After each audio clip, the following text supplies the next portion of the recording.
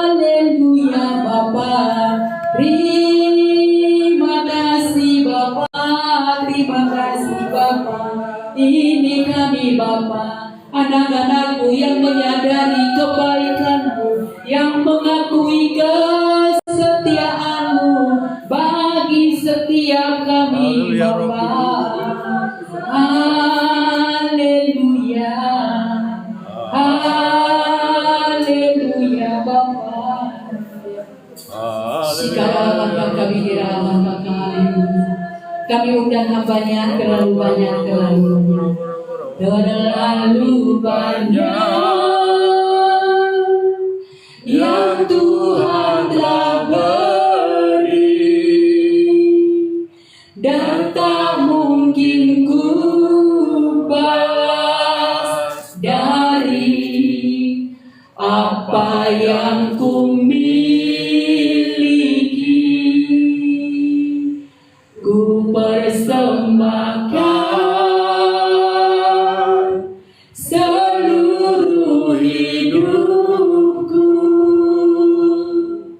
biar ku tetap cinta, biar ku tetap setia, biar ku tetap cinta, biar ku tetap sekali lagi, biar ku tetap cinta, biar ku tetap setia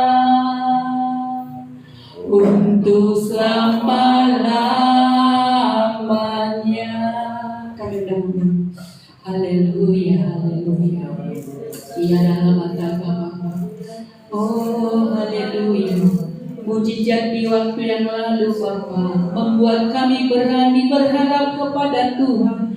Pertolongan-pertolongan-Mu di masa lampau di waktu yang lalu Bapa membuat kami berani bangkit percaya kepada Tuhan. Mujizat-Mu, mujizat demi mujizat yang sudah pernah kami alami membuat kami berani percaya kembali kepada Tuhan.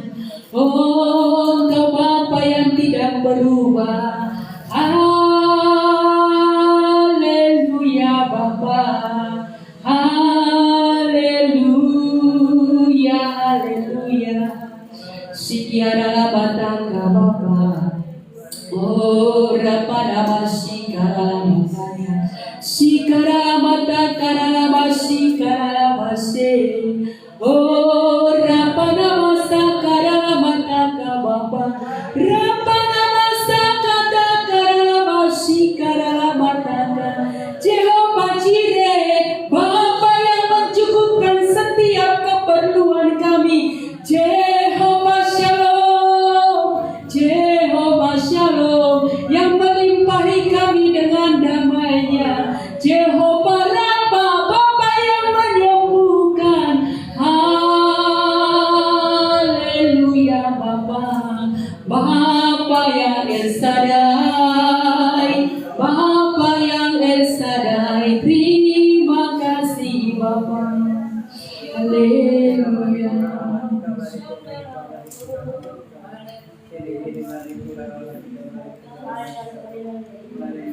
Terima kasih Bapak yang baik. Terima kasih Tuhan Yesus. Kami bersyukur Bapak, kami kembali Bapak boleh menikmati hadirat Bapak dalam ibadah kami Bapak. Terima kasih Roh Kudus semua karena kemurahan Tuhan, kebaikan dan berkat. Sebentar yang mendengarkan firman-Mu Bapak. Berfirmanlah Bapak, rapi hamba-Mu, rapi kami yang mendengar. Akan sama-sama diberkati. Terima kasih Bapak, kami sambut firman-Mu sama kita katakan. Amin. Haleluya. Salam, kita bertemu kembali di ibadah kita, puji Tuhan. Ya, kita dalam keadaan sehat, semoga kita berkaikan Tuhan. Kita boleh datang menghadap hadirat Tuhan dengan sukacita. Ya, kita boleh merasakan kebaikan Tuhan sepanjang minggu ini. Haleluya. Kita berkat Tuhan, kita berkat Tuhan. Kita tadi sudah memuji menyembah Tuhan ya. Kita boleh merasakan hadirat Tuhan semua karena kemurahan-Nya.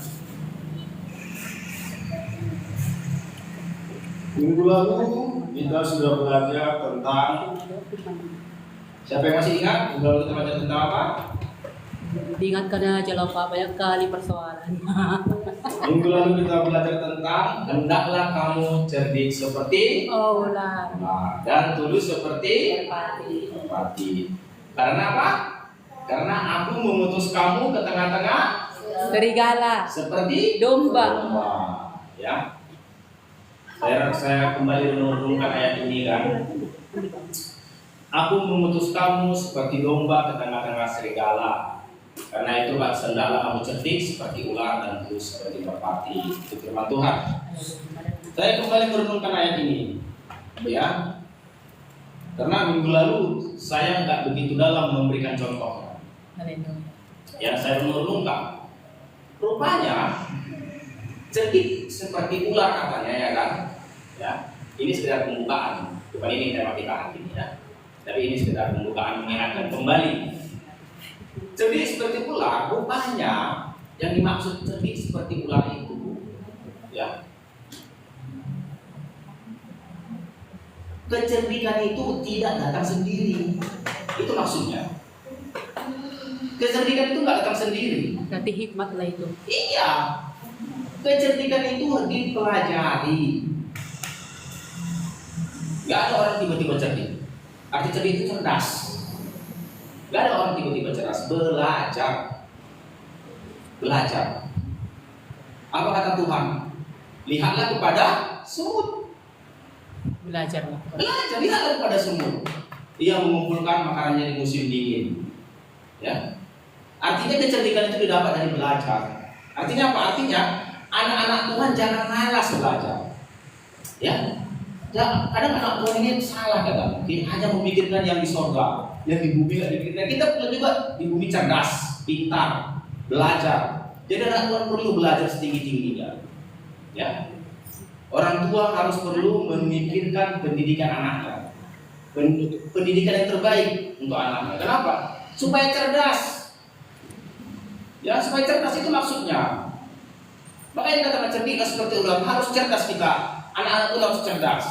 Kata Tuhan apa? Anak-anak dunia lebih cerdik daripada anak-anak Tuhan. Kenapa? Karena anak-anak Tuhan kadang terlalu rohani. Ya, terlalu rohani, suka hanya memikirkan hal-hal rohani saja. Tapi Tuhan harus kita cerdas juga di dunia ini. Tahu siapa orang paling cerdas di dunia? Orang apa? Iya, orang Israel. Kenapa mereka bisa cerdas? Ya karena mereka mengikuti firman Tuhan. Firman Tuhan bilang, hendaklah kamu cerdik, hendaklah kamu cerdas. Karena mereka memang orang-orang cerdas. Orang Israel belajar firman terus. Iya. Mereka mau kaya di bumi, kaya di surga. Jadi kita juga jangan ketinggalan. Jangan ketinggalan. Anak-anak Tuhan juga harus cerdas-cerdas, harus pintar-pintar. Ya, makanya dia bilang cerdaslah, cerdiklah seperti ular, tulus seperti merpati. Artinya juga apa? Artinya juga anak-anak Tuhan harus memiliki pendidikan-pendidikan yang tinggi. Ya, hargai pendidikan. Harus memiliki pendidikan yang tinggi. Harus belajar. Ya. Kalau kita mendapat pendidikan yang tinggi, tentu kita di masyarakat mendapat posisi yang tinggi. Dihormati. Dihormati manusia. Di masyarakat juga kita mendapati apa? Posisi yang tinggi. Kalau kita mendapat posisi yang tinggi di masyarakat, apa dampaknya? Dampaknya kita mudah memberitakan Injil. Coba kita jadi gubernur, mudah nggak memberitakan Injil? Ya. Apalagi jadi presiden. Itu yang dikatakan cerdik. Ya, anak-anak Tuhan harus cerdik. Cerdik seperti ular dan tulus seperti merpati. Ya, ini sekedar mengingatkan, ya, apa minggu lalu bahwa kita diutus untuk memberitakan Injil di tengah-tengah dunia ini, ya. Diutus untuk apa kita? Memberitakan Injil, ya. Kemarin kita ada 4 diutus untuk apa pertama? Menyembuhkan orang-orang yang sakit. Terus Melepaskan yang terikat. iya, ada 4 kemarin. Mengusir roh jahat. Iya. Membangkitkan Yang mati. orang mati. Mentahirkan Yang orang sakit kusta. Iya, itu tugas kita itu, ya. Itu tugas kita. Minggu ini kita belajar, kita sudah mengingatkan, ya, minggu ini kita belajar di Matius pasal, ya kita buka yuk. Matius pasal 16 ya, kita belajar. Ini kita belajar dari Matius pasal 16 ayat. Matius pasal 16. Ya, kita buka dulu, kita belajar dari sana. Matius pasal 16. Ini memang sih jarang dikotbahkan. Saya juga belum pernah mendengar hamba Tuhan yang mengkhotbahkan ini. Tapi karena ini hal yang sangat biasa. Tapi kalau kita teliti ayat per ayat banyak tidak biasa. Ya. Di sini ada satu cerita di mana Tuhan Yesus memanggil si Lewi, ya. Matius pasal 16 ayat 21.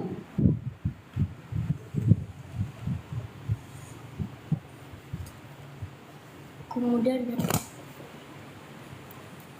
bukan Matius, bahasa Inggris cuma Lukas, coba kita salah ya, dia memanggil Lewi. Dan Lukas 20 ya, Matius 16 ayat 21 ya, 19. Tuhan Yesus memanggil Lewi. jangan Ya.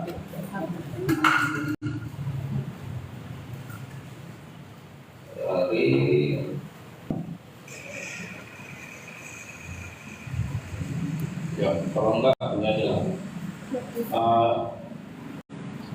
Markus pasal 2 aja lah, Markus pasal 2. Tapi nanti di Matius, di Lukas juga ada. Tapi Markus pasal 2 aja lah kita ambil ya. Markus pasal 2. Lewi pemungut cukai mengikut Yesus ya, atau Tuhan Yesus memanggil Lewi. Markus 2 ayat Ya. Markus pasal 2 ayat 13 ya.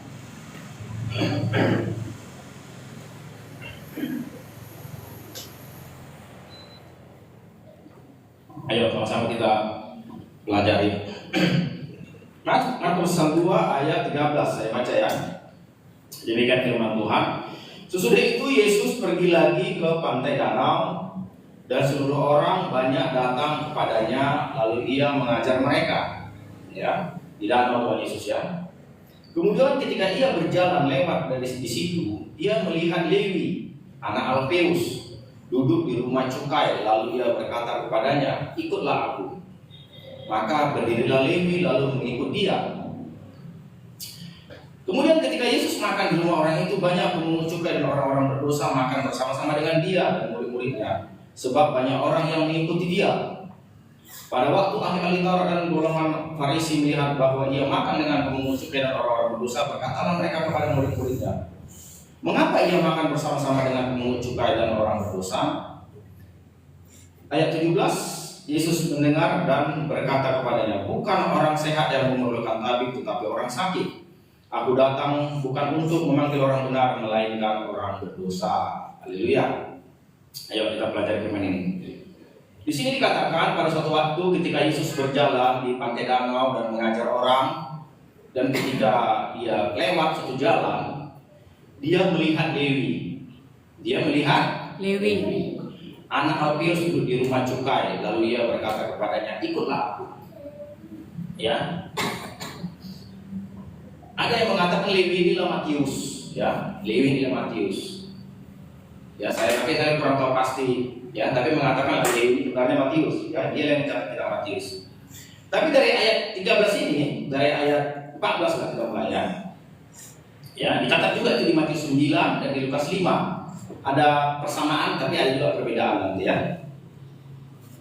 Dikatakan begini di ayat 14.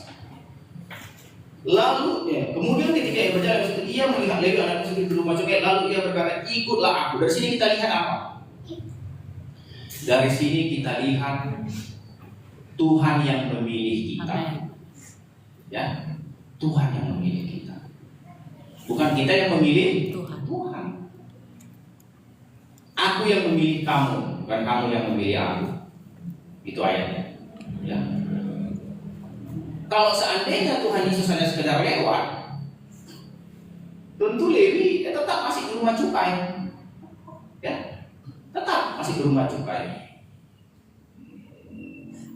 Pertanyaan sekarang, menurut kita, kenapa orang-orang Israel benci sama pemungut cukai? Kenapa?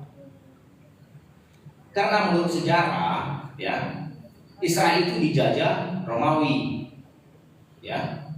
Israel dijajah Romawi, jadi orang Romawi menetapkan pajak untuk orang Israel. Jadi yang memungut pajak itu orang Israel juga Dipekerjakan. Salah satunya si Lewi inilah pemungut cukai itu. Jadi si Lewi dianggap pengkhianat sama bangsanya. Kenapa? Karena dia bekerja untuk orang Romawi. Itulah kenapa orang-orang Yahudi, orang-orang Farisi semua benci kepada pemungut cukai. Karena mereka menganggap pemungut cukai itu pengkhianat bangsa. Mau bekerja kepada orang Romawi untuk memungut pajak. Ya, itu. Ya sama seperti Zakius. Zakius pun kerjanya kan itu. Pemungut cukai. Zakius dia bekerja kepada orang Romawi. Jadi sebenarnya orang-orang Yahudi benci, orang-orang Israel benci pada pemungut cukai. Mereka pengkhianat. Ya, pengkhianat mereka. Ya, dulu waktu Indonesia juga ada kayak gitu ya. Ada prajurit Indonesia yang bekerja sama Belanda. Dianggap pengkhianat. Saya lupa namanya. Ada istilahnya itu. Ya. Jadi begitulah kenapa pemungut cukai dianggap orang jahat, orang berdosa ya, orang Israel benci. Tapi aneh, justru yang dibenci orang Israel itu pula yang dipilih Yesus. Ya, justru orang-orang yang dibenci masyarakat itu yang dipilih Yesus. Ya, itu yang dipilih Yesus. Artinya apa? Artinya Tuhan mengasihi semua orang. Haleluya. Tuhan mengasihi semua orang. Walaupun orang itu mungkin dibenci masyarakat, ya, Tuhan mengasihi semua orang. Tuhan mengasihi. Siapa sangka Tuhan memilih Lewi? Siapa sangka? Zakius. Zakius, siapa sangka? Ketika Tuhan pun melihat Zakius di atas pohon, turunlah, aku mau menginap di rumahmu, katanya. Siapa sangka? Itu artinya apa? Tuhan Yesus memiliki kasih yang begitu besar kepada orang-orang berdosa, kepada orang-orang tersingkir, kepada orang-orang yang terhinakan, ya, kasih yang begitu besar. Inilah teladan kita. Inilah teladan kita. Ya. Seorang murid tidak lebih dari gurunya. Jika tamat pelajarannya akan sama dengan Gurunya. Kalau Tuhan Yesus mengasihi orang berdosa, apa kita mengasihi orang berdosa juga? Apa kita ikut mengejek, ya, ikut menjauhkan diri, ya, jangan, ya. Tuhan mengasihi, Tuhan memanggil, ya. Ini sebenarnya ajakan kepada kita juga harus mau memanggil orang-orang yang tersingkir, ya. Ada hamba Tuhan pernah berkhotbah. Dibilang ini, saya mengunjungi orang di penjara-penjara. Ya, itu saya berpikir, waduh, saya nggak berani mengunjungi orang di penjara. Tapi itulah mungkin karunia-Nya lah itu ya. Tapi bagi siapa yang tergerak boleh mengunjungi orang di penjara, memberitakan itu di sana.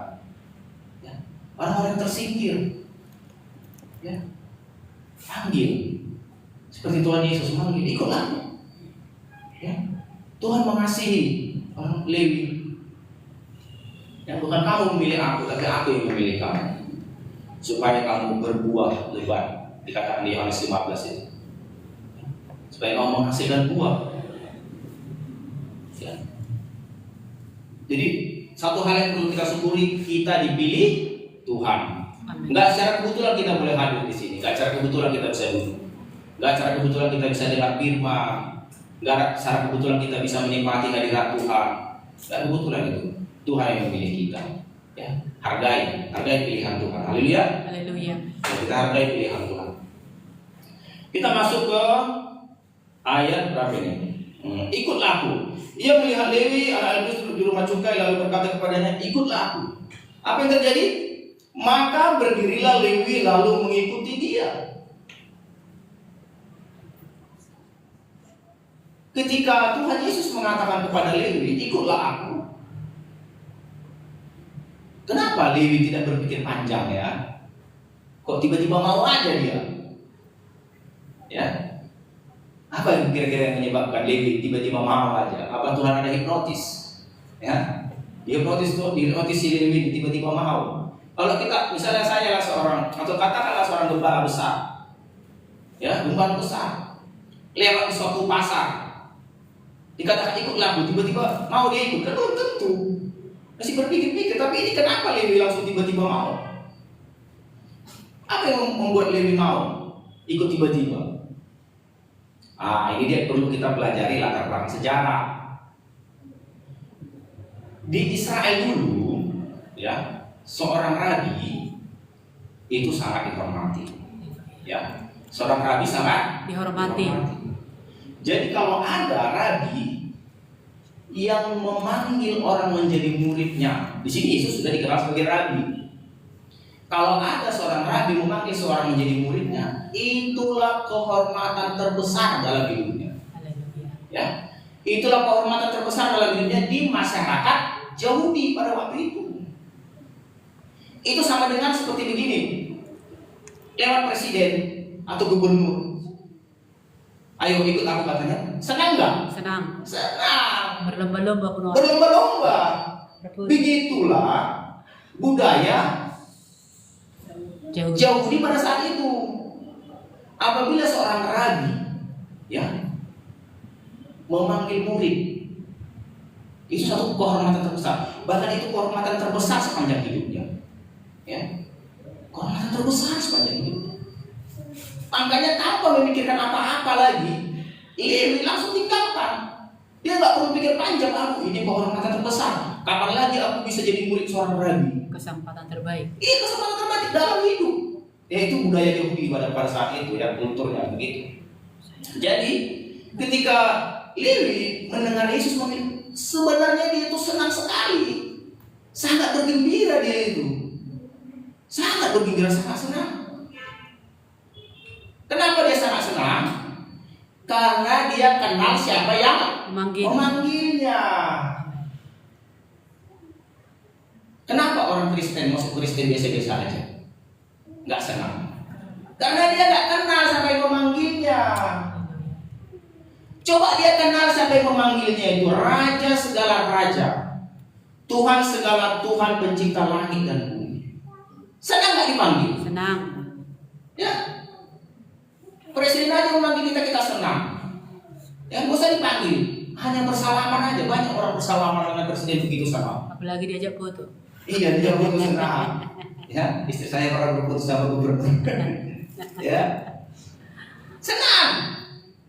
Kenapa? Karena dia kenal siapa yang memanggilnya. Kita pun demikian. Kalau kita kenal siapa yang memanggil kita, Tuhan segala Tuhan, Raja segala raja, betapa senangnya hati kita. Tapi kekristenan kita ini banyak gak mengerti siapa yang memanggil dia, gak kenal. Dikira itu Tuhan itu biasa-biasa aja, Tuhan sama itu, Tuhan itu sama semua. Enggak. Tuhan kita ajaib, Tuhan kita dahsyat, Tuhan kita hebat, heran, ajaib, dahsyat.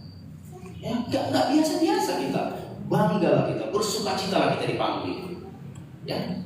Setiap minggu kita dipanggil untuk beribadah, tapi nggak ada sukacita. Bagi datang beribadah pun lemas-lemas. Ya, coba datang beribadah penuh semangat karena tahu kita sampai kau memanggil kita. Kita dipanggil Raja segala raja, Tuhan segala Tuhan. Kita dipanggil untuk menyembah Dia. Ya, ada semangat seharusnya, ada sukacita. Ya. Kenapa Matius tiba-tiba melompat, si Lewi tiba-tiba melompat, dia mau dipanggil? Karena dia tahu, kenal, ini kehormatan terbesar dalam hidupku. Ya, ini kehormatan terbesar dalam hidupku, menjadi seorang murid, seorang rabi. Ya, sebagai murid seorang rabi. Dalam budaya Israel ya begini, rabi biasanya hanya memanggil satu murid. Itu kalau di zaman Israel biasanya hanya Jika aku seorang rabi, aku hanya memberikan satu orang. Sama seperti Elia dan Elisa. Iya, seperti Elia dan Elisa, satu orang. Tapi di zaman Yesus sendiri ada pengecualian, dia memanggil 12 murid. Jadi semua pengetahuan ilmu itu harus dicurahkan sama murid satu ini. Nanti begitu juga nanti muridnya juga harus mencurahkan semua ilmunya kepada muridnya lagi. Jadi bergenerasi terus. Itu namanya rabi. Ya, itu rabi. Jadi itulah yang diharapkan si Matius tadi. Semua pengetahuan rohani dari Rabi Yesua ya. Rabi Yesus itu akan dicurahkan sama dia. Dia pun nanti akan bisa menjadi rabi lagi, memuridkan lagi, begitu terus. Kalau sistem kerabian di Yahudi, ya. Jadi suatu kebanggaan, kenal, dipanggil jadi murid seorang rabi. Kita ini pun murid, ya. Kita ini pun murid. Kita bangga jadi murid Yesus. Bangga jadi murid Yesus. Kita menerima pengetahuan rohani yang begitu indah, begitu dalam, ya. Bukan hanya pengetahuan rohani, kita menerima kuasa juga. Kuasa memindahkan gunung, kuasa mengusir setan-setan. Apalagi yang kurang? Banyak orang berguru, ya, berguru ke dukun-dukun, ya, untuk mengambil ilmu. Macam syarat-syaratnya, ya.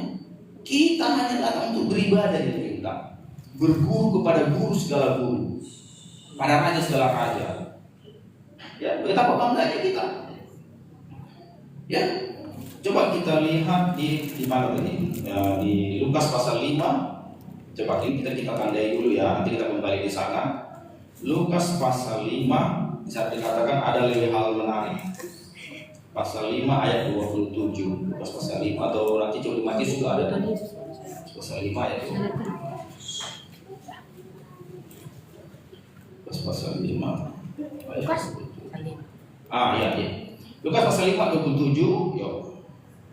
Saya baca, coba perhatikan ya. Ini cerita yang sama, cuma dicatat oleh Lukas. Jadi persepsinya berbeda. Tapi intinya sama. Tapi Lukas mencatat lebih menarik lagi. Apa dikatakan di sini?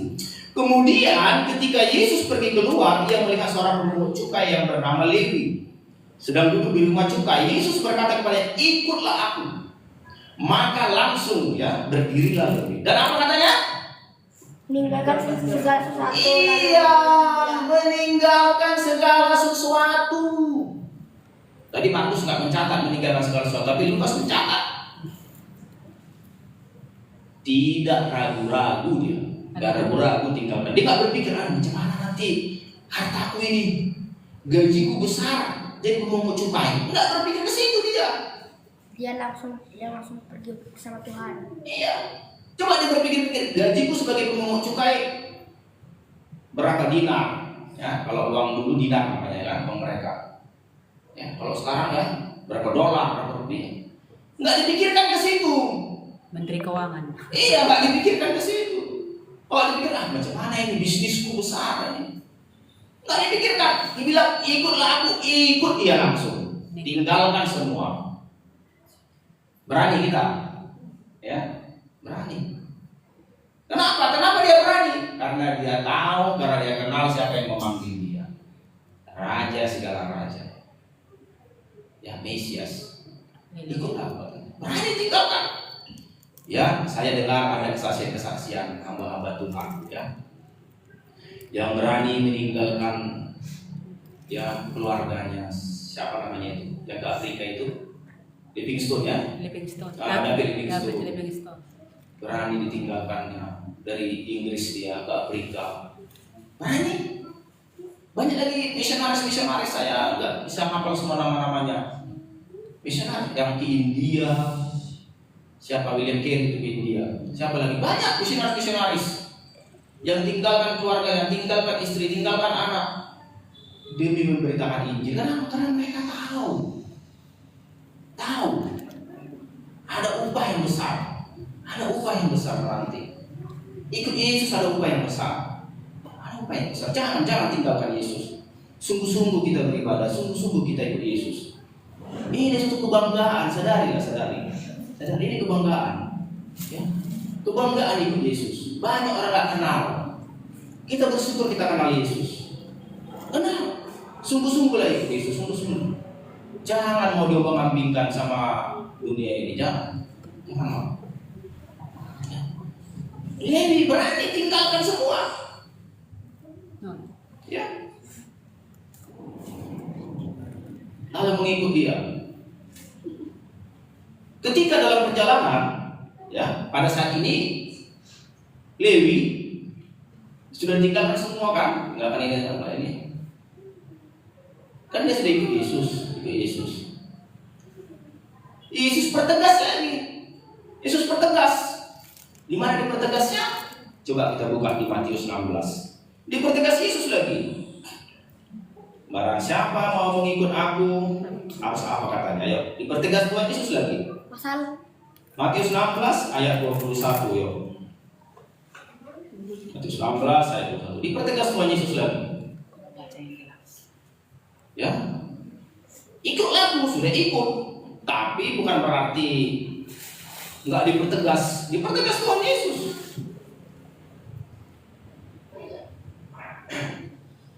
Dipertegas di Matius 16 ayat 21. Saya baca perikopnya dulu ya. Pemberitahuan Matius 16 ayat 21, pemberitahuan tentang penderitaan Yesus dan apa katanya? Syarat-syarat mengikut dia. Iya, ada juga syarat-syarat. Ya. Ada juga syarat-syarat mengikut dia. Saya baca kita pelajari sebentar ya. Sejak waktu itu Yesus mulai menyatakan kepada murid-muridnya bahwa ia harus pergi ke Yerusalem dan menanggung banyak penderitaan dari pihak ketua, imam-imam kepala dan ahli Taurat, lalu dibunuh dan dibangkitkan pada hari ketiga. Ya, tapi murid-muridnya nggak mengerti perkataan Yesus ini, nggak mengerti. Ayat 22, tetapi Petrus menarik Yesus ke samping dan menegur dia, katanya, Tuhan, kiranya Tuhan menjauhkan hal itu. Maksudnya jangan sampai kau kena musibah, ya. Yang sampai terjadi itu. Iya, nggak ngerti Pak Petrus. Hal itu sekali-sekali tak akan menimpa engkau. Ya. Maksud Petrus baik ini, baik ya. Mau menyelamatkan gurunya maksudnya baik. Tapi aneh karena si Petrus nggak mengerti. Itulah kalau nggak mengerti firman. Maksud baik. Baik tapi tak benar. Jadi salah. Sama seperti ada orang kayak gini contohnya. Aku sakit. Bisa mau tunjukkan di mana dukun? Maksud baik dia menunjukkan dukun. Oh, di sana ada dukun, hebat sana dukun ya. Tapi karena nggak mengerti firman itu salah. Maksud baik pun kalau menunjukkan orang ke tempat yang salah itu dosa. Ya. Maksud baik tadi awak mau menunjukkan, oh di sana ada dukun apa? Mana dukun? Di sana ada dukun. Itu udah salah, itu nggak benar. Sama kayak Petrus ini. Maksud baik dia mau menyelamatkan Yesus, padahal nggak mengerti dia. Tapi apa jawab Yesus? Maka kau bukan memikirkan apa yang dipikirkan Tuhan Allah, melainkan apa yang dipikirkan manusia. Perhatikan ayat ini. Ayat ini dikatakan enyahlah iblis, bukan enyahlah Petrus, bukan. Ya, karena tahu perkataan itu bukan datang dari Petrus, tapi dari iblis. Ya, enyahlah iblis katanya. Bukan enyahlah Petrus, bukan. Enyahlah iblis. Karena kadang-kadang kalau kita ya enggak berjaga-jaga, kadang kita bisa dipakai iblis lewat perkataan kita. Hati-hati. Kita bisa bernasihat yang salah. Ya, hati-hati ya. Makanya misteri Tuhan Yesus. Ayat 24. Lalu Yesus berkata kepada murid-muridnya yang lain. Dikatakan apa di sini? Setiap orang yang mau mengikut aku, ia harus menyangkal dirinya, memikul salibnya dan mengikut aku. Menyangkal diri artinya menolak. Menyangkal itu menolak, itu artinya menolak, melawan. Dirinya berarti keinginan pribadi. Ya, dahulukan keinginan Tuhan. Ya, tolak keinginan pribadi. Menyangkal diri, menolak keinginan pribadi, itu maksudnya. Kedua, harus memikul salibnya. Karena di sini saya berpikir, kenapa Yesus mengatakan memikul salib? Padahal Yesus sendiri belum disalib. Ya, Yesus kan belum disalib pada waktu ini. Yesus sendiri belum memikul salib pada waktu ini, tapi dia mengatakan harus memikul salib. Kenapa dikatakan begitu? Karena pada zaman itu sebenarnya salib sudah umum digunakan sebagai hukuman di Israel. Ya, pada zaman itu di Israel, pada zaman penjajahan Romawi, salib itu sudah umum digunakan untuk menghukum orang-orang jahat. Ya, itu sudah umum. Jadi mereka sudah mengerti itu salib itu apa. Memikul salib di sini pengertiannya apa? Ya. Salib itu sebenarnya pengertiannya hukuman sebenarnya. Itu salib. Makanya Yesus dihukum karena dosa kita, dihukum, digantung. Salib itu artinya hukuman. Tapi kenapa dikatakan di sini memikul salibnya? Ya. Karena di sini berbicara penderitaan, ya, tanggung penderitaan. Ya. Jangan melarikan diri. Apa yang harus kau tanggung? Ya, kita tanggung. Pikul salib, tanggung penderitaan. Jangan melarikan diri. Ya. Kalau dari cerita di atas tadi seperti Petrus tadi mau melarikan diri, makanya dia membilang kepada Yesus, sekali-sekali jangan. Tapi kita tidak, kita jangan melarikan diri. Apapun persoalan yang kita hadapi, jangan melarikan diri. Kita hadapi, kita tanggung. Ya, jangan, banyak orang melarikan diri. Salah satu cara orang melarikan diri apa? Yang bunuh diri. Jadi cara orang melarikan diri suatu masalah. Yang melarikan diri. Apa cara melarikan diri yang lain? Bercerai. Ya, melarikan diri itu sebenarnya. Itu nggak benar. Tanggung salibmu, tanggung penderitaan. Jangan mudah-mudah gampang melarikan diri. Melarikan diri, bercerai, melarikan diri, lahir. Jangan. Pikul salibmu, tanggung penderitaanmu. Itu maksudnya. Tahan penderitaan. Ya. Dan yang ketiga apa dikatakan? Dan mengikut aku. Ya. Mengikut Yesus berarti harus kuat dalam penderitaan. Harus kuat untuk melawan keinginan pribadi. Harus dahulukan keinginan firman. Itu maksudnya menyangkal diri. Bahkan di ayat 25 ditekankan apa? Karena barang siapa mau menyelamatkan nyawanya, dia akan kehilangan nyawanya. Tetapi barang siapa kehilangan nyawanya karena aku, ia akan memperolehnya. Yang paling berharga sama manusia apa? Nyawa. Yang paling berharga nyawa.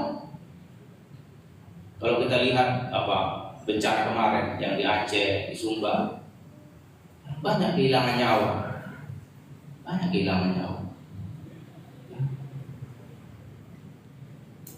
Orang rela memberikan uangnya seberapa banyak, yang penting dia selamat nyawanya. Ya, kayak kemarin bencana itu banyak mau pengen keluar dari sana karena terisolasi di sana, jalan putus, jembatan putus, semua. Jadi terisolasi mereka di satu kota itu, satu kampung itu. Banyak pengen keluar. Kenapa? Mau menyelamatkan nyawanya. Di sana mereka udah gak ada makanan, udah gak ada air, gak ada apa. Tapi apa ya? Uang mereka gak bisa menyelamatkan. Banyak pun emasnya disimpan, ya, banyak pun hartanya disimpan uangnya, gak bisa menyelamatkan itu. Gak bisa. Kenapa? Itu membuktikan nyawa itu berharga. Ya, gak bisa. Kalau banyak uang, banyak harta, kalau sudah terisolasi di suatu daerah bencana, gak bisa kemana-mana, bisa. Gak ada makanan, gak ada air, pasti mati. Ya, nyawa berharga. Tapi itu pun diminta Tuhan. Yang itu pun diminta Tuhan, makanya dikatakan setiap orang yang dikatakan di sini menyelamatkan nyawanya, dia kehilangan nyawanya. Tetapi barang siapa kehilangan nyawanya karena aku, ia memperolehnya. Artinya apa? Tetap firman nomor 1, nyawa nomor 2. Ya, firman nomor 1. Tadi dikatakan keinginanmu, sangkal diri, keinginanmu nomor 2, Tuhan nomor 1. Lebih tinggi lagi, nyawamu nomor 2, firman nomor 1. Macam mana itu? Jadi kalau hari Minggu beribadah pun udah malas-malas, macam mana mau mengikut Yesus? Hari Minggu beribadah sekali seminggu aja beribadah. Ya sekali seminggu aja beribadah. Tapi Tuhan bilang sini syarat mengikut aku nyawamu harus nomor 2. Ya. Syaratnya ke Yesus nyawa nomor 2 loh. Firman nomor 1. Berarti kalau mengikut Yesus nomor 1 datang beribadah. Ingat itu. Nomor 1 datang beribadah. Ya, nomor 1 datang beribadah. Kalau mau mengikut Yesus itu syaratnya, kata syarat-syaratnya ikut Yesus. Nomor 1 datang beribadah, nomor 2 yang lain-lain. Bahkan nomor 2 nyawa. Tapi kalau datang beribadah pun nomor 2, ya macam mana? Jadi jangan gampang bilang ikut Yesus itu gampang, jangan bilang ikut Yesus gampang, ikut Yesus gampang. Itu dari mana itu ajaran itu? Dari mana? Ajaran Yesus nomor 2 nyawa. Bayangkan, nomor 1 ikut Yesus. Nomor 1 ikut Yesus. Barang siapa menyelamatkan nyawanya jangan kehilangan. Kalau dibilang kehilangan nyawanya binasa. Binasa kalau kehilangan nyawa.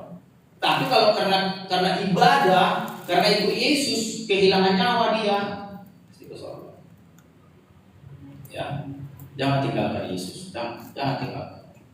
Yang banyak hal-hal sepele hanya gara-gara jodoh tinggalkan Tuhan. Hanya gara-gara perut tinggalkan Tuhan. Hanya gara-gara perut tinggalkan Tuhan. Hanya gara-gara apalah jabatan tinggalkan Tuhan. Nah, kita sedih sekali. Jangan tinggalkan Tuhan. Ya. Besar upaya menantinya, besar. Peganglah teguh pengharapan. Karena besar Upaya menanti. Jadi sukacita bersama Yesus, memuji menyembah. Kebahagiaan yang luar biasa. Aduh, haleluya. Ya. Apa yang kita rasakan di bumi ini, sukacita yang kita rasakan ini sedikit itu. Hanya sedikit itu hanya sedikit sekali. Kalau kita sudah rasakan sukacita surga, ya, tidak ada yang mau pulang. Orang yang pernah dibawa Tuhan ke surga tidak ada yang pernah mau pulang. Kenapa? Karena tahu tidak ada sukacita di surga itu di bumi ini, nggak ada. Kalaupun ada hanya secuil. Makanya hargailah firman Tuhan, hargailah. Ikutlah Yesus. Tempatkanlah Yesus nomor 1. Bahkan dikatakan barang siapa mengasihi nyawanya lebih daripadaku, ia tidak layak bagiku. Tidak layak. Barang siapa mengasihi bapaknya, barang siapa mengasihi ibunya, barang siapa mengasihi anaknya lebih daripada aku, ia tidak layak bagiku. Ya, itu firman Tuhan. Ya. Ayat 26. Apa dikatakan? Apa gunanya seorang memperoleh seluruh dunia tetapi kehilangan nyawanya? Dan apakah yang dapat diberikannya sebagai ganti nyawanya? Gak ada. Ya, gak ada. Kalau gara-gara dunia ini hilang nyawa kita, gak ada gantinya. Tapi kalau gara-gara Tuhan hilang nyawa kita, Tuhan bisa ganti. Karena hanya Tuhan yang punya nyawa. Itu maksudnya. Ya, kita berpikirlah. Kalau kita kehilangan nyawa kita karena Tuhan, Tuhan bisa ganti. Tapi kalau kita kehilangan nyawa kita gara-gara dunia nggak bisa ganti. Ya, sama seperti begini, ilustrasinya begini. Ada orang punya mobil 10, ya, kita punya kereta 1, ya kan? Dan yang punya mobil 10 ini, pinjam dulu keretamu biar aku pakai. Kita percaya kan, karena mobilnya 10. Tapi ada orang yang hanya punya sepeda, ya, hanya itu hartanya. Tapi dia mau pinjam mobil kita, percaya kita ngasih. Enggak kan, kita takut.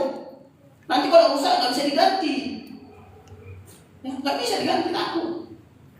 Jadi cara berpikir kita begitu. Tuhan bisa gantikan semua. Ya, nyawa kita bisa diganti Tuhan. Ya, nyawa kita bisa diganti Tuhan. Di Ibrani mencatat apa? Ibrani mencatat pasal 11. Kenapa Abraham berani menyerahkan anaknya Ishak? Kenapa? Karena Abraham berpikir Tuhan bisa membangkitkan Ishak kembali. Itu kekuatan kita. Kenapa Abraham berani mengorbankan anaknya Ishak? Karena Abraham berpikir, itu dicatat di Ibrani pasal 11 tadi. Karena Abraham berpikir Tuhan sanggup membangkitkan Ishak kembali. Jadi jangan takut. Berikan hidupmu pada Tuhan. Tuhan bisa ganti. Tuhan bisa ganti. Ada orang usah berikan hidup, berikan perpuluhan pun nggak berani. Gimana itu? Memberikan perpuluhan pun nggak berani. Kalau tahu dia Tuhan yang punya langit bumi, tapi banyak orang nggak berani beri perpuluhan. Ya, banyak. Berikan persembahan pun nggak berani. Ya. Abraham berani memberikan anaknya, anak tunggal, anak satu-satunya, karena dia tahu Tuhan sanggup membangkitkan dia kembali. Sanggup. Kita pun berpikir begitu, ya. Jangan takut, berikan sama Tuhan. Tuhan ganti. Apa kata firman Tuhan Maliaki pasal 3 ayat 10 dia 9 dikatakan, ya. Berikanlah, ujilah. Tidakkah aku akan membuka tingkap-tingkap lagi bagimu? Ujilah aku, kata Tuhan. Jadi jangan takut. Jangan takut berikan. Ya. Kalau secara firman Tuhan, perpuluhan diberikan kepada ya imam, Lewi, anak yatim, orang asing, ya berikan ke sana, berikan ke sana. Jangan takut. Tuhan tidak pernah berhutang dan Tuhan tidak mau dipiutangi. Ada itu ayatnya. Amin. Tuhan tidak mau berhutang, ya. Jangan takut. Nyawamu pun jangan takut berikan. Kenapa? Tuhan bisa ganti dengan kehidupan kekal di sana. Ya, ya kita logika aja, logis aja, logis. Ya, jangan kita berikan kepada yang nggak bisa ganti. Udah tahu nggak bisa ganti, kita berikan, ya kita rugi. Ya, contoh begini, yang paling logis lah. Sudah tahu kita berapa gajinya sebulan, tapi kita beri dia pinjaman gajinya 10 bulan, ya nggak bisa dibayar. Cuma cara dia mau bayar. Ya, kita harus sesuaikan. Jadi ada logikanya. Tuhan bisa ganti nyawa kita. Makanya kita jangan takut serahkan nyawa. Ya, kita kembali ke Markus pasal 2 tadi. Markus pasal 2 tadi kita kembali ke sana. Markus pasal 2 tadi di mana tadi? Ayat berapa sekarang? Ayat 16. Ayat 15. Dapat? Dah? Kita baca kembali. Kemudian ketika Yesus makan di rumah orang itu, banyak pemungut cukai dan orang-orang berdosa makan bersama-sama dengan dia dan murid-muridnya, sebab banyak orang yang mengikut dia. Di ayat 16 ini 15 di Lukas juga catat itu, yang Lukas juga catat. Karena sukacitanya Lewi sudah menjadi seorang murid dari seorang rabi, karena sukacitanya dia bikin perjamuan, ya. Kita pun begitu. Kalau sukacita, ya, ada berkat dari Tuhan, ada sukacita, buat perjamuan, ya, buat perjamuan. Ada berkat, anakmu lahir, buat perjamuan. Ada berkat, buat perjamuan, nggak apa-apa. Ya, buat perjamuan, ini firman Tuhan loh, ya kan? Ini firman Tuhan, buat perjamuan. Undang semua. Tetapi apa yang terjadi? Pada saat itu, ayat 16, pada waktu itu ahli-ahli Taurat dari golongan Farisi melihat hal itu, bahwa ia makan dengan pemungut cukai dan orang-orang berdosa. Berkatalah mereka kepada murid-muridnya, mengapa ia makan bersama-sama dengan pemungut cukai dan orang berdosa? Pemungut cukai, orang Farisi dan ahli Taurat adalah orang-orang yang tahu firman, orang-orang yang menjaga kekudusan, menjaga kemurnian dirinya, supaya jangan tercemar dengan orang-orang yang najis, orang-orang yang berdosa. Dijaga. Perbuatan orang ahli Taurat dan orang-orang Farisi ini tidak salah, benar, nggak salah perbuatan mereka, ya, karena mereka mengikuti, ya, firman Tuhan. Firman Tuhan katakan apa? Pisahkanlah dirimu dari mereka, dari orang-orang najis. Itu diambil dari Yesaya pasal 52 ya, coba di sana ada ayat itu. Sebenarnya mereka nggak salah. Orang Farisi dan ahli Taurat itu nggak salah. Mereka mengikuti firman. Mereka ambil dari Yesaya 52 ayat 11. Coba saudara baca. Yesaya pasal 52 ayat 11. Di sana dikatakan, pisahkanlah dirimu, janganlah menjamah apa yang najis. Ya. Yesaya 52 ayat 11. Coba. Saudara baca dulu. Yesaya 52 ayat 11. Iya. Menjauhlah, menjauhlah, keluarlah dari sana. Janganlah engkau kena kepada yang najis. Iya. Keluarlah dari tengah-tengahnya. Iya. Sucikanlah dirimu. Iya. Hai orang-orang yang mengangkat perkakas rumah Tuhan. Iya. Orang-orang yang mengatakan sama Tuhan, imam-imam, ahli Taurat, orang Farisi, mereka nggak mau menjamah yang najis, yang dekat-dekat sama orang-orang berdosa. Ya, itu memang hukum bagi mereka. Ya, kalau Paulus mengutip ayat itu di 2 Korintus 6 ayat 17. Ya, Paulus mengutip ayat itu di 2 Korintus 6 ayat 17. Coba baca. 2 Korintus 6 ayat 17. 2 Korintus 6 ayat 17. Ayo, 2 Korintus 6 ayat 17. Itu dicatat, dikutip oleh Paulus. Bahasa baca. 2 Korintus 6 ayat 17. Iya. Sebab itu keluarlah kamu dari antara mereka. Iya. Dan pisahkanlah dirimu dari mereka. Iya. Firman Tuhan. Iya. Dan janganlah menjamah apa yang najis. Iya. Maka aku akan menerima kamu. Iya. Itu sebenarnya dikutip dari Yesaya tadi itu. Ya. Jadi ini yang dipegang oleh orang-orang Yahudi, orang Farisi dan ahli Taurat. Jadi mereka nggak salah. Makanya mereka bertanya pada Yesus, pada murid-muridnya, kenapa gurumu makan bersama orang berdosa? Ya kan? Kenapa? Rupanya di sini Yesus mau memberikan pemahaman baru. Ya, Yesus memberikan pemahaman baru. Nanti kita baca di ayat selanjutnya apa pemahamannya itu. Bahwa dikatakan sebenarnya yang dimaksud Yesus begini. Pisahkanlah dirimu itu bukan kita memisahkan diri dari orangnya, tapi dari perbuatannya. Itu maksudnya. Ya, jangan salah paham. Bukan dari orangnya, tapi dari perbuatannya. Penjelasannya di 1 Korintus 5, ayo. 1 Korintus 5 ayat 11. 1 Korintus 5 ayat 11 di sana. 1 Korintus 5 ayat 11. Penjelasannya di sana. 1 Korintus 5 ayat 11. Iya.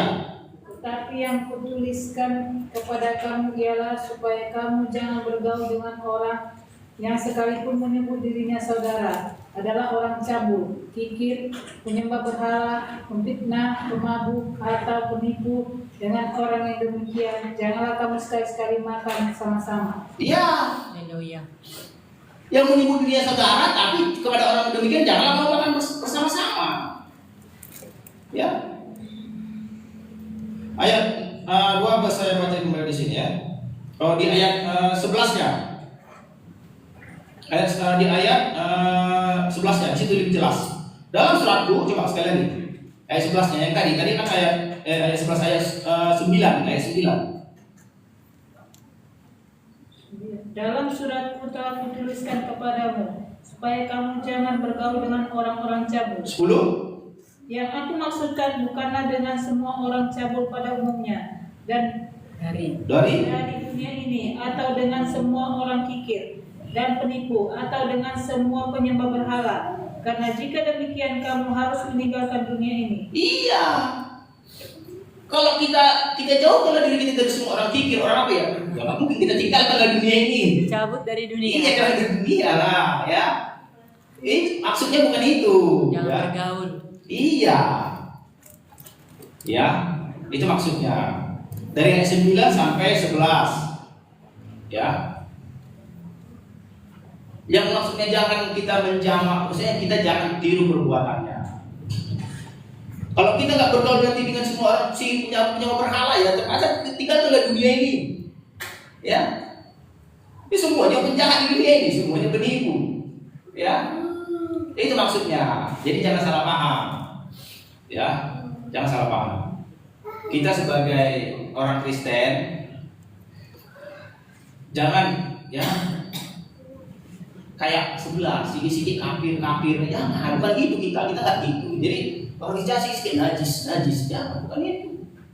Ya, perbuatannya, ya kita bisa bergaul, ya, berbisnis apa. Kalau kita jauhi semua ya kita tinggalkan dari dunia ini. Itu maksudnya, itu kata Paulus ya penjelasannya. Ayo kita baca ayat selanjutnya kembali di Markus pasal 2 tadi. Ya. Ayat 17 sekarang. Yesus mendengarnya dan berkata kepada mereka, bukan orang sehat memerlukan tabib, tetapi orang sakit. Aku datang bukan untuk memanggil orang benar, melainkan orang berdosa.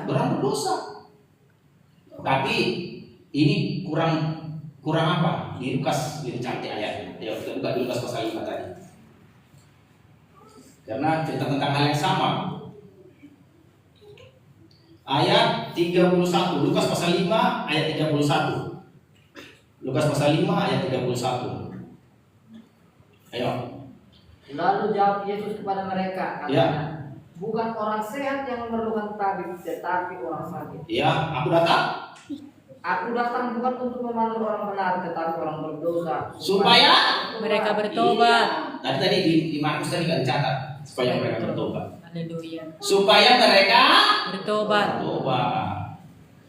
Jadi kekristenan intinya adalah pertobatan. Haleluya. Ya, pertobatan. Jadi kalau di Tuhan Yesus dia udah 10 tahun, 20 tahun, nggak ada pertobatan yang nampak, ya gimana? Ya, harus nampaklah pertobatanmu. Haleluya. Nampak, tunjukkan pertobatanmu. Haleluya. Kenal Tuhan, sebelum kenal Tuhan bergosip.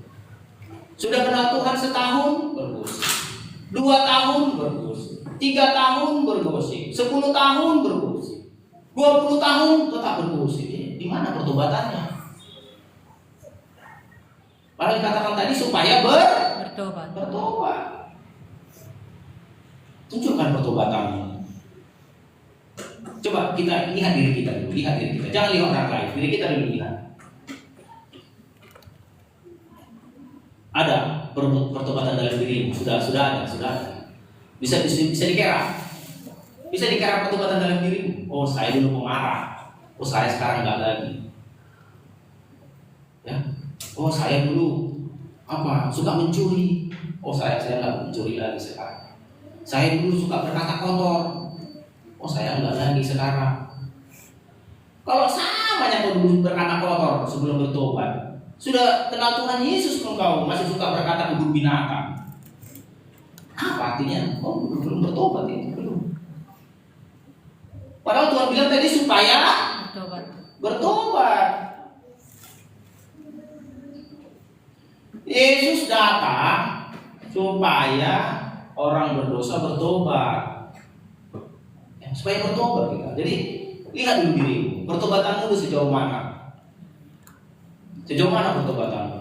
Kalau dulu kau suka suka menggosip, apakah sekarang enggak lagi? Sejauh mana pertobatan kita? Tahu arti bertobat apa? Kembali kepada Perubahan cara berpikir. Itu arti bertobat. Berubah cara berpikirnya. Kalau cara berpikirnya dulu hanya menyenangkan hatinya, menyenangkan dirinya, sekarang menyenangkan Tuhan.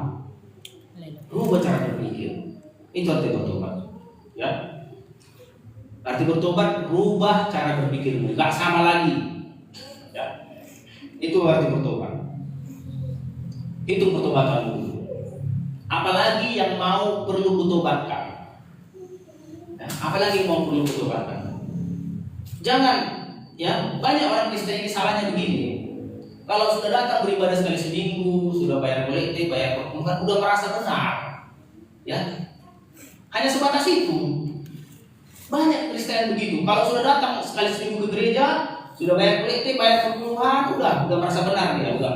Nggak perlu lagi pikirkan yang lain, enggak. Itu salah, itu Kristen apa itu namanya? Tapi sebenarnya banyak Kristen yang begitu. Yang penting datang ke gereja, yang penting bayar ini, bayar itu, udah. Lalu saya ini Kristenan supaya bertobat. Berapa jauh pertobatan kita? Ya, apa kita semakin sungguh berdoa? Ya, begini ya. Kadang kita enggak bisa melihat kelemahan kita. Ya, kalau kita sendiri kita menganggap diri kita udah baik. Ya, kalau kita menganggap kita sendiri menilai diri kita baik. Jadi kita perlu saudara. Tanya saudaramu, kira-kira apa kekuranganku? Apa lagi yang perlu kuperbaiki? Apa lagi yang perlu pertobatkan? Suami tanya istrimu, apa yang perlu kutobatkan? Istri tanya suamimu, apa yang perlu kutobatkan? Kan gitu kan? Saling melengkapi. Ya. Kalau suami merasa aku udah menjadi suami yang baik, belum tentu. Karena istri yang tahu. Atau istri merasa aku sudah menjadi istri yang baik, belum tentu. Suami yang tahu. Ya. Orang tua pun merasa sudah menjadi orang tua yang baik, belum tentu. Ya. Anak juga merasa sudah merasa anak yang baik. Jadi kita butuh orang lain, butuh saudara. Butuh saudara. Ya. Untuk melihat kita. Menasihati kita. Perlu saudara untuk menasihati kita. Kenapa? Karena firman Tuhan mencatat orang lebih mudah melihat kesalahan orang lain. Betul enggak? Ya. Orang lebih mudah melihat kesalahan orang lain pada kesalahannya sendiri. Makanya firman Tuhan mencatat balok di mata orang. Iya. Balok di mata orang, di mata sendiri enggak kan? Gajah di mata orang bisa dilihat, tapi di mata sendiri juga tidak terlihat yang lebih besar. Ya, saat itu kita mudah melihat kesalahan orang lain. Jadi kalau ada kekurangan kita tanya, ya. Jadi kalau kita pun ditegur saudara kita, jangan mudah sakit hati, jangan mudah tersinggung. Ya, jangan mudah tersinggung. Kalau ditegur, kau orangnya masih kayak gini, apa iya? Oh iyalah, aku bertobatlah. Itulah. Ya, jangan mudah tersinggung. Kalau ditegur jangan mudah tersinggung, ya. Jangan mudah tersinggung ditegur. Kalau ditegur pada di mimbar ini jangan mudah tersinggung. Jangan. Tujuannya hanya satu, supaya kita bertobat. Ketika perempuan yang berzina itu pun tidak jadi dilempari oleh orang-orang Farisi sama oleh Taurat, tidak jadi dilempari orang-orang perempuan yang berzina itu. Apa kata Yesus? Pergilah, jangan berbuat lagi. Jangan berbuat dosa lagi. Ingatnya itu? Haleluya. Pergilah, jangan berbuat dosa lagi. Yohanes pasal 8. Bertobat. Supaya kita tahu bahwa kekristenan ini kita disuruh bertobat meninggalkan dosa. Ayo, Yohanes pasal 8 ayat 11. Yohanes pasal 8 ayat 11 ya. Sama-sama kita baca biar kita ingat bahwa tujuan di Kristenan supaya kita bertobat. Ya, supaya bertobat. Sama-sama kita baca Yohanes 8 ayat 11. Ayo, Yohanes pasal 8 ayat 11. Udah? Jawabnya. Sama-sama kita baca yuk. 3 2 1. Jawabnya tidak ada Tuhan. Lalu kata Yesus, aku pun tidak menghukum engkau, pergilah dan jangan berbuat dosa lagi mulai dari sekarang. Iya. Jadi ini firman Tuhan, jangan berbuat dosa lagi pulang dari sini. Haleluya. Jangan berbuat dosa lagi. Tuhan memanggil bukan orang benar, tapi orang berdosa untuk bertobat. Ya, perhatikan pertobatan dirimu. Biarlah pertobatanmu bertambah-tambah, hari bertambah bertobat, bertambah hari bertambah bertobat. Ya, bertambah hari bertambah bertobat. Ya, mari kita berdoa. Terima kasih Bapak yang baik buat firman. Terima kasih, kami sungguh bersyukur Bapak. Tuhan Yesus yang memanggil kami, Tuhan Yesus yang memilih kami, supaya kami bertobat. Terima kasih Bapak yang baik, sama-sama kita katakan amin.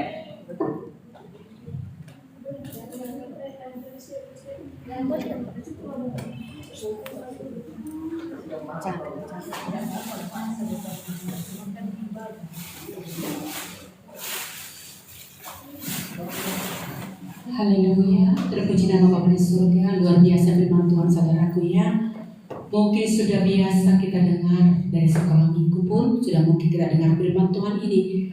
Tetapi siang hari ini kita diajari sebagaimana Lewi, begitu dia dipanggil Tuhan Yesus, dengan segera dia bangkit meninggalkan segala sesuatu karena dia tahu siapa yang memanggil dia. Amin. Siang hari ini, haleluya, kita tinggalkan apa yang kita tinggalkan sesuai dengan kebenaran firman. Haleluya, kita koreksi diri masing-masing. Seperti hari Minggu itu ada dibilangkan, oh firman Tuhan itu cocok dengan siaru, cocok dengan siaru. Bukan begitu kita mendengar firman. Firman Tuhan itu cocok untuk mengoreksiku. Amin. Haleluya. Sehingga firman itu hanya menjadi koreksi bagi kita semua. Terpuji nama Bapa di surga. Kita tutup live-nya ya. Lain waktu kita akan boleh ketemu di live kembali. Tuhan Yesus berkati saudara kami yang di online. Haleluya. Mari kita berdoa. Terima kasih.